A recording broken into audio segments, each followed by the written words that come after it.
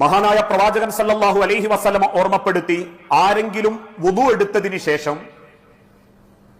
ഉടനെ തന്നെ അള്ളാഹുവിനോട് വുദുവിന് ശേഷമുള്ള പ്രാർത്ഥന പ്രാർത്ഥിച്ചാൽ, അഷ്ഹദു അല്ലാ ഇലാഹ ഇല്ലല്ലാഹു വഹ്ദഹു ലാ ശരീക ലഹു വഅഷ്ഹദു അന്ന മുഹമ്മദൻ അബ്ദുഹു വറസൂലുഹു അല്ലാഹുമ്മ ജഅൽനി മിനത് തവ്വാബീന വജഅൽനി മിനൽ മുതതഹ്ഹിരീൻ എന്ന 15 സെക്കൻഡിന്റെ പ്രാർത്ഥന ഒരു തവണ അവൻ ചൊല്ലുന്നുണ്ടെങ്കിൽ, എല്ലാ വുദുവിന് ശേഷവും അവൻ ചൊല്ലുന്നുണ്ടെങ്കിൽ, ഇല്ലാ ഫുത്തിഹത്ത് ലഹു അബ്വാബുൽ ജന്നത്തി, തീർച്ചയായും അവൻ അള്ളാഹുവിന്റെ സ്വർഗത്തിന്റെ കവാടം തുറന്നു വെച്ചിരിക്കും.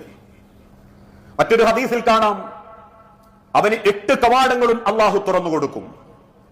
പലപ്പോഴും വുദു എടുത്ത് പോരുന്ന സമയത്ത് ഒരുപക്ഷെ ശ്രദ്ധക്കുറവാവാം, സൂക്ഷ്മതക്കുറവാവാം, വേണ്ടത്ര അറിവില്ലായ്മയാവാം.